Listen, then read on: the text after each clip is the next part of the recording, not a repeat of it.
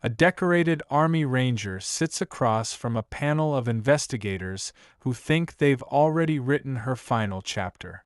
The colonel leading the inquiry leans back in his chair with a knowing smile and asks a question designed to expose her as a fraud.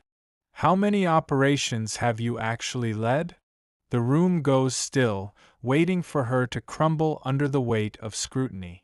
But when she finally responds, her answer doesn't just silence the room, it rewrites the entire investigation. From which country are you watching this video today? If you appreciate stories of hidden courage and unspoken heroism, consider subscribing, because what happens next will change everything you think you know about leadership, loyalty, and the soldiers whose names are erased from history. The overhead lights cast harsh shadows across the concrete walls of Building 47 at Fort Bragg. This room has no windows, no natural light, just 4 gray walls and a door that locks from the outside. In the center sits a rectangular table made of pressed wood, scarred with coffee rings and pen marks from 1,000 previous interrogations. Behind it, sitting alone with perfect posture, is Captain Maya Reeve. Her uniform is pressed to razor-sharp creases. Her boots shine like black mirrors. Her hands rest on the table, palms down, fingers aligned. She doesn't tap them, doesn't drum them, doesn't move them at all. Her face is composed, neutral, like someone who learned long ago that showing emotion is a tactical disadvantage. Her eyes are a deep brown, almost black in this light, and they stare straight ahead at a point somewhere beyond the walls. Across from her, arranged in a semicircle like judges at a trial, sit 11 senior officers. Army colonels with combat patches and ranger tabs. An Air Force brigadier general checking his watch every few minutes. 2 lieutenant colonels from military intelligence, their laptops open, taking notes in real time. A JAG officer with silver-rimmed glasses flipping through a 3-inch thick binder marked "Classified, Eyes Only." Some lean forward with interest. Others slouch back with obvious boredom. A few stare at Maya with expressions that hover somewhere between suspicion and disdain. The room smells like stale coffee and old paperwork. The air conditioning hums constantly, keeping the temperature just cold enough to be uncomfortable. A single camera mounted in the corner records everything, its red light blinking in steady rhythm like a heartbeat. At the head of the room, elevated behind a cheap folding table that's supposed to look authoritative, sits Colonel Warren Briggs. He's 62 years old, a career officer with 38 years of service, 3 rows of ribbons, and a reputation for ending careers. His face is deeply lined, weathered by decades of desert sun and military bureaucracy. His hair is gray and cut military short. When he speaks, his voice carries the practiced authority of someone who's been giving orders since before Maya was born. Right now, that authority is aimed directly at her like a weapon. The charges against Maya are carefully worded but deliberately vague. Dereliction of duty, unauthorized operational decisions, conduct prejudicial to good order and discipline. The language is designed to be flexible, to mean whatever the panel needs it to mean. The hearing has been underway for 53 minutes, but Maya has only been asked basic identification questions. Name, rank, unit assignment. She answers each in a flat, controlled tone that gives away nothing. Captain Maya Reeves, 75th Ranger Regiment, Special Operations Task Force. Her voice is steady, professional, like someone reading coordinates over a secure radio channel. Briggs shuffles through her personnel file without looking up. The pages make a soft rustling sound that seems unnaturally loud in the quiet room. He pauses on one page, his eyebrows drawing together as he reads something that clearly bothers him. Then he closes the file with a sharp snap that echoes off the walls. He doesn't look at her yet. Just at the papers, at the numbers and dates that he thinks tell him everything he needs to know. Finally, he looks up. His eyes are cold, calculating. Captain Reeves, your record is unusual. 4 combat deployments, 2 Bronze Stars, multiple commendations for valor. Yet when we request detailed after-action reports for your operations, we find nothing. Redactions. Classified stamp. Entire missions that simply don't exist on paper. Care to explain that? The question hangs in the air like smoke. Maya doesn't hesitate. No, sir. Briggs's jaw tightens. No. No, sir. I'm not authorized to discuss classified operations without proper clearance verification. The room shifts. Officers exchange glances. Someone clears their throat. The atmosphere thickens like humidity before a storm. Briggs stands slowly, deliberately, letting his 6'3" frame dominate the space. He walks around his table and moves toward Maya's position, his boots heavy on the concrete floor. You deployed to Syria in 2022. What was your mission? Classified, sir. Afghanistan, 2023? Classified, sir. Yemen, 2024? Classified, sir. He stops directly in front of her table, towering over her. His shadow falls across her face. Do you think hiding behind classification makes you untouchable, Captain? Or just difficult? Maya doesn't react. Her expression remains perfectly neutral. Her hands stay flat on the table. She doesn't blink, doesn't look away. Briggs begins to pace, his voice rising with each sentence. You know what I think, Reeves? I think you've been running unauthorized operations, making decisions above your pay grade, and then using classification as a shield when anyone tries to hold you accountable. He stops and faces her directly, his voice dropping to something quieter but more dangerous. I've been in this army for 38 years. I know a cowboy when I see one. Someone who thinks the rules don't apply to them. Someone who takes risks with other people's lives and then hides behind paperwork when things go wrong. His words are surgical, designed to cut. Several officers in the semicircle nod in agreement. One makes a note on his tablet. Another whispers something to his neighbor, who smirks. Maya's jaw tightens. It's barely visible, just a slight tension in the muscle, but it's there. A crack in the armor. Her breathing slows fractionally. Her hands press harder against the table. But she says nothing. Briggs turns to address the panel now, his voice theatrical. You want to sit there in silence? Fine. But this panel will make its recommendations based on what I see. And what I see is an officer who doesn't respect the chain of command, doesn't respect protocol, and doesn't belong in the United States Army. The words land like hammer blows. The room feels smaller, the air thicker. Maya's eyes remain fixed on a point just past Briggs's shoulder, staring at nothing, seeing everything. In the back row, almost invisible among the other officers, sits a man who hasn't spoken since the hearing began. Major General Tyrell Jackson, early 50s, close-cropped gray hair, eyes like flint. He's been silent the entire time, hasn't moved, hasn't taken notes. But now, as Briggs delivers his verdict, Jackson shifts in his seat. He opens a slim folder in his lap, the kind with red diagonal stripes that indicate information so sensitive it requires special handling. He reads something. His expression changes, subtle but unmistakable. His hand grips the armrest. His jaw tightens. He closes the folder slowly and sets it on his lap. His eyes lock onto Maya. He doesn't look away. Briggs calls for a recess. 20 minutes. The room empties in a surge of movement and noise. Officers gather in clusters outside, their voices filtering back through the open door. 4 deployments and not a single mission report? That's not security. That's a cover-up. Briggs is right. She's hiding something.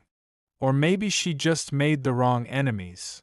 The whispers carry weight, each one another stone added to the pile pressing down on Maya's shoulders. Inside, she sits alone.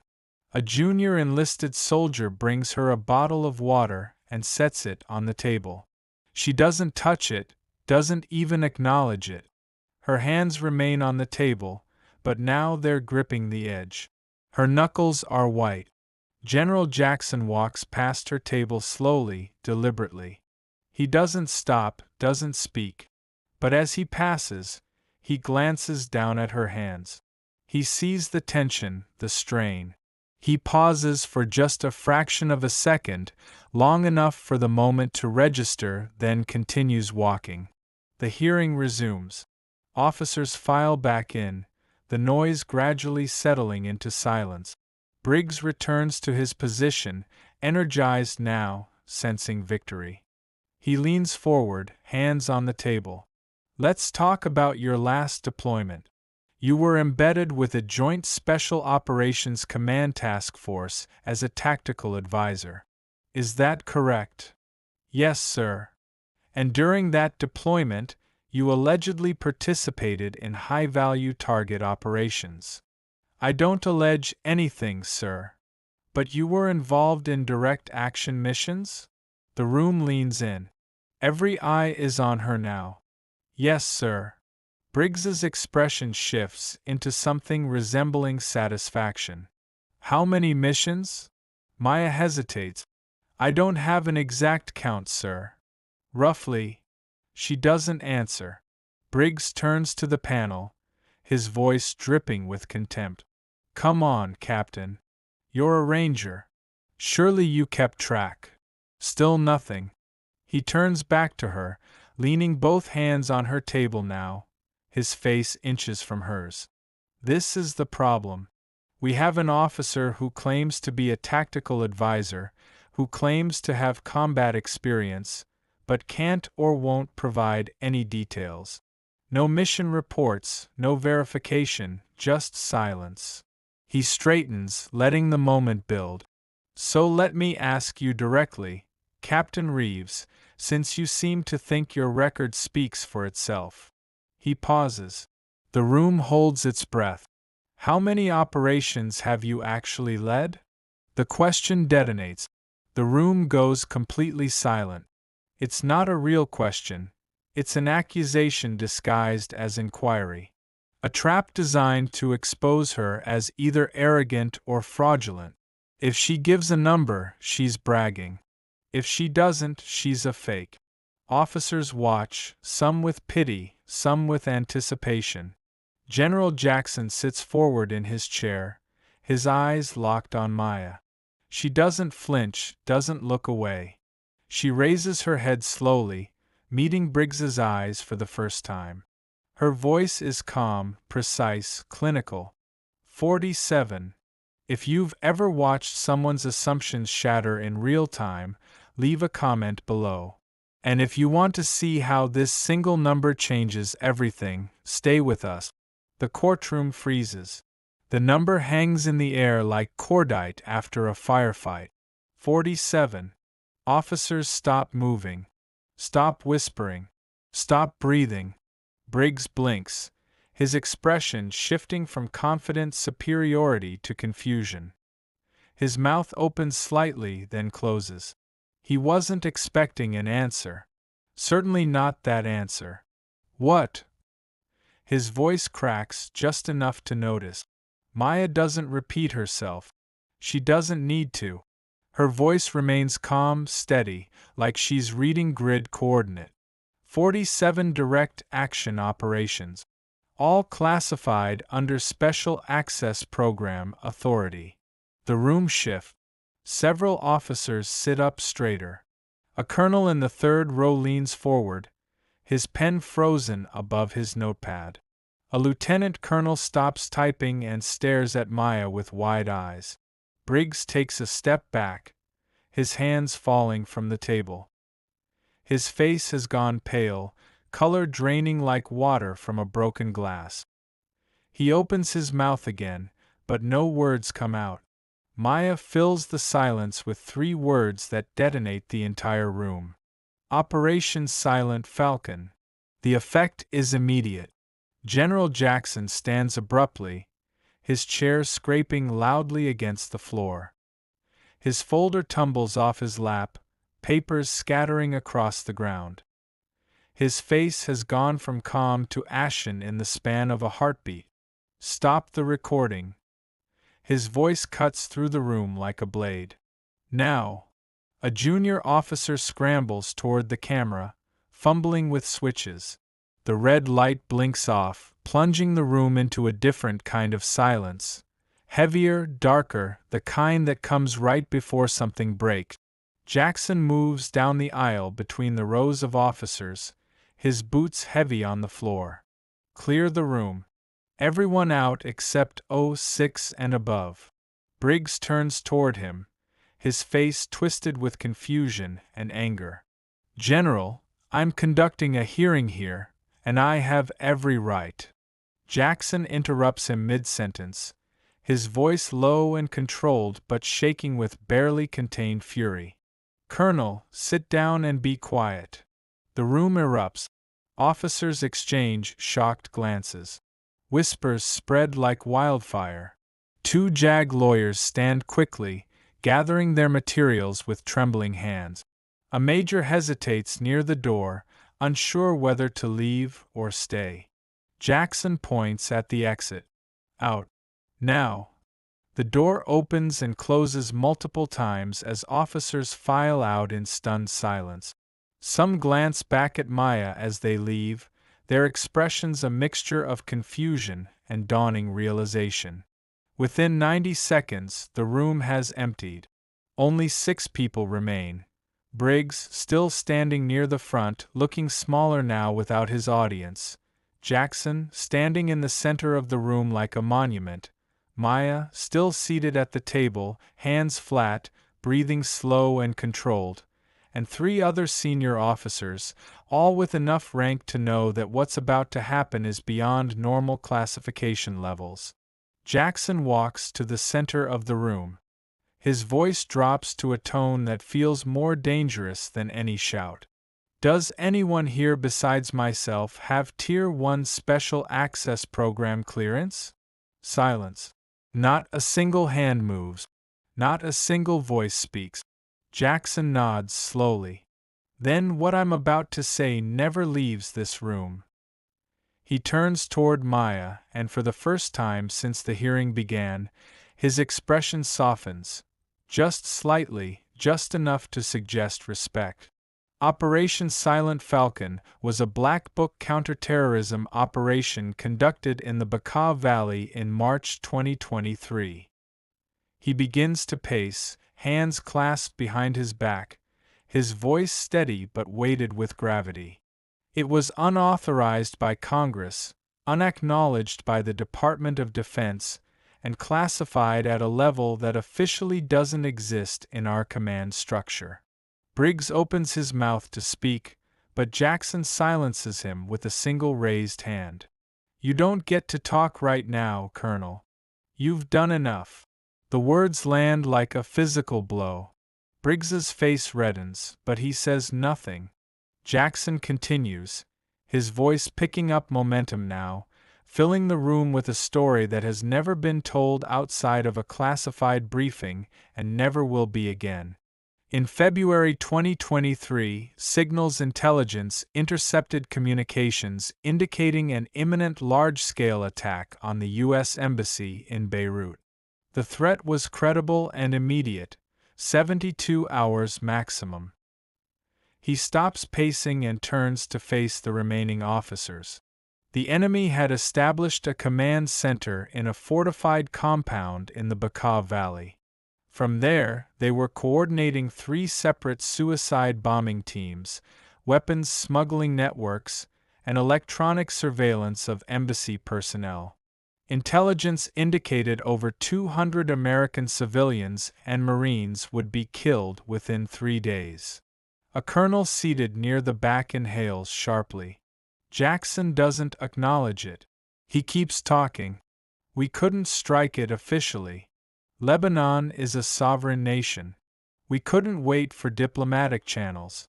200 Americans would have been dead within 72 hours. He walks closer to Briggs's position, his boots echoing in the silent room. So we sent ghosts.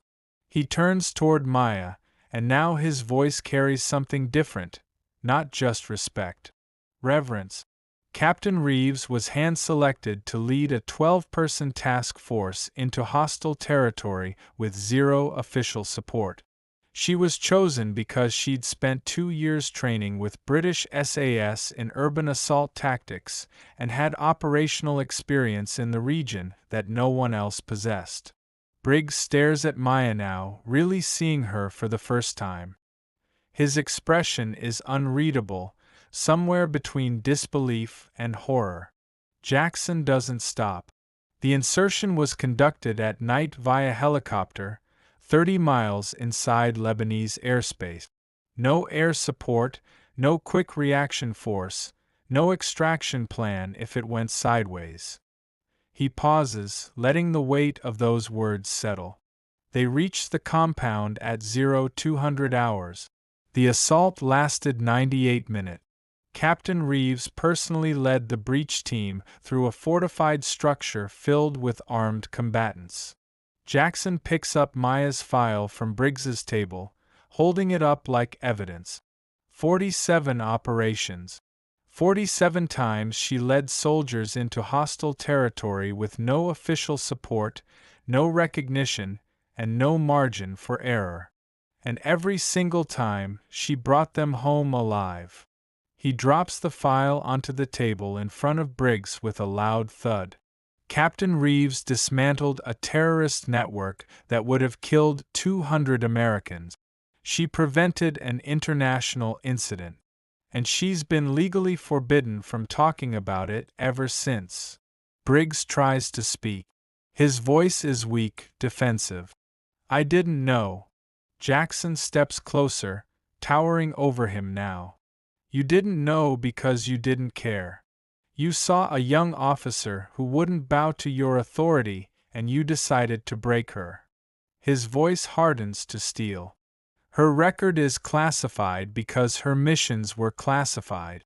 Her reports don't exist because they were destroyed per protocol. She doesn't talk about her service because she's been protecting this nation's secrets while you've been protecting your ego. The silence that follows is absolute. No one moves.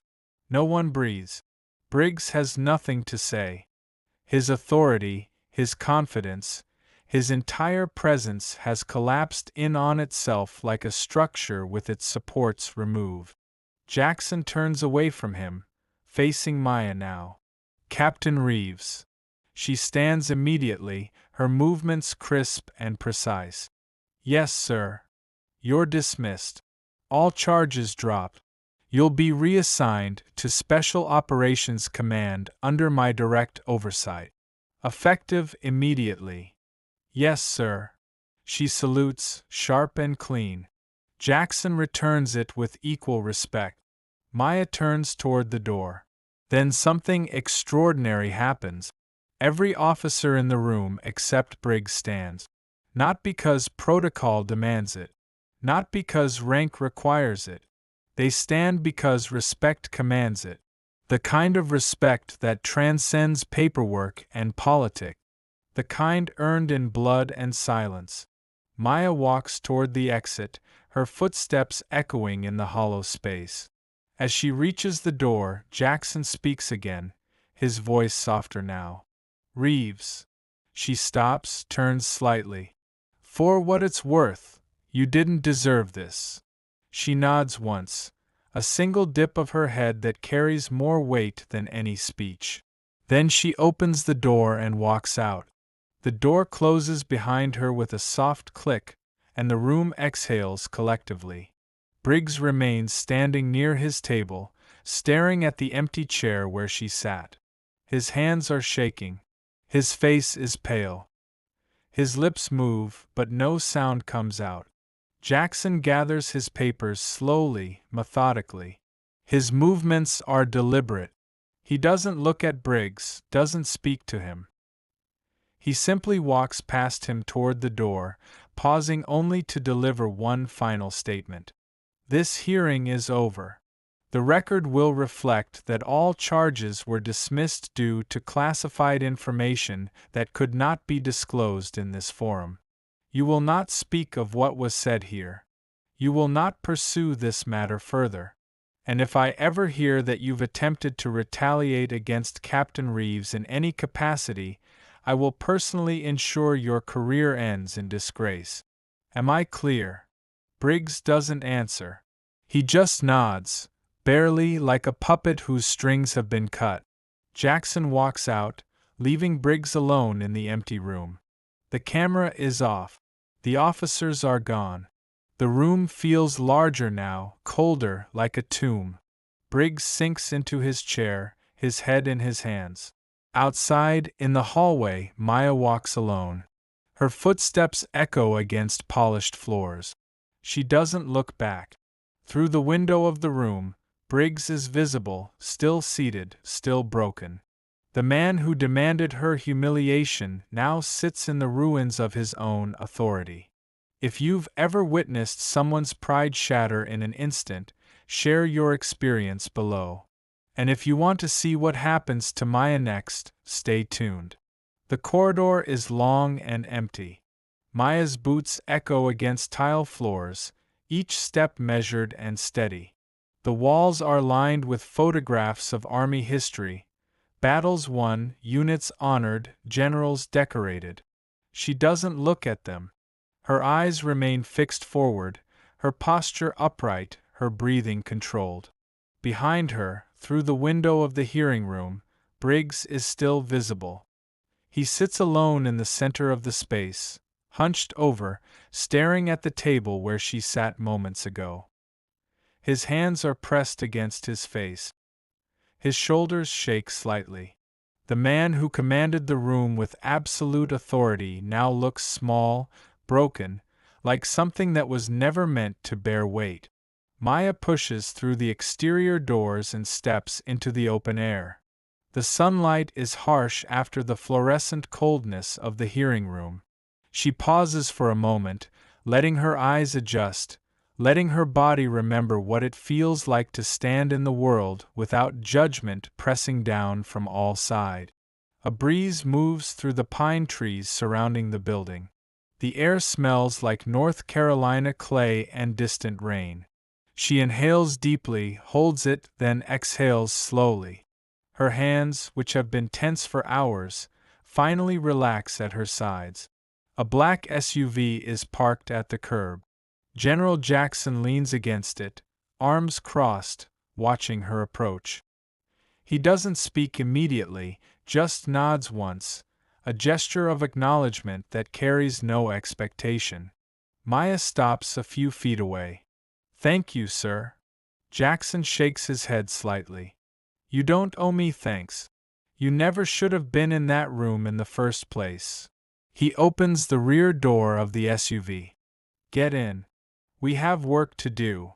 She climbs into the back seat without hesitation. Jackson slides into the front passenger seat, and the driver pulls away from the curb smoothly, leaving Fort Bragg behind. The drive is quiet. Maya watches the landscape roll past through tinted windows, fast food restaurants, strip malls, car dealership. Normal life, untouched by the weight of classified missions and redacted service record. Jackson doesn't turn around, doesn't ask questions. He simply lets the silence exist, understanding that some moments require space rather than conversation. After 40 minutes, the SUV turns onto a tree-lined street and pulls up to the front entrance of a building Maya recognizes immediately. MacDill Air Force Base, Special Operations Command Headquarters. Jackson glances back at her. "Ready?" She nods. Yes, sir. They walk through security together, past checkpoints and biometric scanners, through hallways filled with personnel moving with purpose. Officers salute Jackson as he passes. He returns each one without breaking stride. Maya follows a half step behind, her presence noted but not questioned. They take an elevator down 3 levels. The doors open onto a hallway marked with restricted access signs and armed guard. Jackson swipes his card at a reinforced door, and it clicks open. Inside is a operations center. Sleek and modern, with rows of workstations and wall-mounted screens displaying classified data feeds from around the world. A dozen people are already present, working at computers, analyzing intelligence. Senior officers, civilian intelligence analysts, a man in civilian clothes with a DoD contractor badge. They look up as Jackson and Maya enter. No one stands. No one salutes. This isn't that kind of room. Jackson walks to the center of the space and gestures to a workstation. Maya sits, her movements controlled, her expression neutral. Jackson addresses the room. Everyone here has been briefed on Captain Reeves's operational background. She'll be joining our task force effective immediately. Her expertise in counterterrorism operations and tactical planning makes her an invaluable asset to this team. A woman in her 40s, graying hair and a CIA badge, speaks up. With respect, General, her experience is field operations. Strategic planning requires a different skill set. Jackson doesn't flinch. Her experience includes successfully leading 47 classified operations with 0 friendly casualties. If she can plan and execute direct action missions in hostile territory, I'm confident she can handle threat assessments from this operations center. The room falls silent. The CIA analyst nods slowly, conceding the point without further argument. Jackson continues. Our current focus is on identifying and disrupting emerging terrorist networks in the Middle East and North Africa. We have intelligence suggesting coordinated efforts to target U.S. diplomatic facilities. Captain Reeves's first-hand experience with these tactics makes her uniquely qualified to anticipate and counter them. He taps a screen, and a map appears on the wall display showing regions marked in red. Maya studies the map, her eyes moving quickly across coordinates and threat indicators. She doesn't speak yet, just listens, absorbs, processes. A man with close-cropped hair and an Army Special Forces patch leans forward. What's your assessment, Captain? Maya doesn't hesitate. The pattern suggests pre-operational surveillance. They're testing response times, identifying security vulnerabilities, mapping personnel movements. If they're planning an attack, it'll happen within the next 4 to 6 weeks.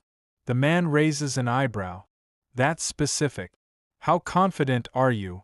Maya meets his gaze evenly. 90%. The tactics haven't changed, only the targets. The man nods, making a note on his tablet. Jackson allows himself a small smile. Welcome to the team, Reeves. The briefing continues for another 2 hours. Maya contributes where necessary, her insights sharp and precise, her delivery calm and professional. She doesn't over-explain, doesn't justify. She simply states facts and lets them stand on their own merit. By the time the session ends, the initial skepticism in the room has evaporated. Analysts gather their materials and leave in small groups, several pausing to introduce themselves to Maya, to shake her hand, to acknowledge her presence not as a curiosity but as a colleague. She accepts each gesture with quiet grace, her responses polite but minimal. When the room finally empties, Jackson remains. Maya stands near her workstation, waiting. Jackson looks at her, his expression thoughtful. You could have told him, you know. Shut Briggs down in the first 5 minutes. Saved yourself the humiliation. Maya shakes her head slightly. I was ordered not to discuss Silent Falcon under any circumstances. Jackson leans against a desk. Even to save yourself? She meets his eyes. Especially then. A long pause. Jackson studies her face, searching for something, pride perhaps, or anger. He finds neither, just calm resolve. That kind of discipline is rare, he says quietly. Don't lose it. 3 weeks later, Maya walks into the same operations center. This time, she's not a guest. She's part of the team. Inside, the dozen analysts and officers from the previous meeting are already present. Maps are displayed on the screens. Intelligence reports are spread across workstations. As Maya enters, they look up. Several nod in greeting. One waves her over to review a satellite image. Another asks her opinion on a threat assessment. Maya takes her seat at her workstation, opens her laptop, and gets to work. The room settles into focused silence. Screens flicker with data.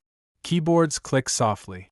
Someone asks a question about weapons smuggling routes through Syria. Maya pulls up a map and walks them through the analysis, her voice steady and clear. Another analyst asks about communications intercept.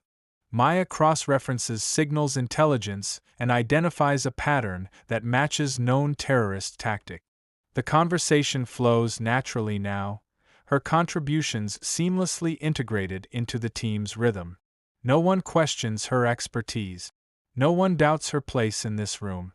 General Jackson enters midway through the shift, observing from the back of the operations center. He doesn't interrupt, just watches. Maya glances up briefly, acknowledges him with a slight nod, then returns her attention to the screen in front of her. Jackson allows himself a rare smile. This is where she belongs. Not in a hearing room defending herself against baseless accusations. Not sitting in silence while someone tries to break her. Here, doing the work that saves lives. The work that most people will never know about. The work that defines her more than any medal or commendation ever could. As the shift concludes, analysts gather their materials and leave in small group. Maya remains at her workstation, typing notes into her laptop. Jackson approaches, standing beside her desk. You settling in all right? She looks up, her expression calm. Yes, sir. Good. He pauses, then adds, Briggs retired last week. Submitted his papers and left without a statement. Maya's expression doesn't change. She simply nods once, then returns her attention to her screen. Jackson watches her for a moment longer, then turns and leaves. The door closes softly behind him. Maya sits alone in the operations center, the glow of her laptop illuminating her face. Her hands move across the keyboard with practiced precision. Outside, the base continues its endless rhythm of briefings and operations and decisions that shape the world. Inside this room, one woman works quietly, her past redacted, her service invisible, her sacrifice known only to a handful of people who will never speak of it. The cameras in the corners blink red, recording nothing. The mission reports will remain classified.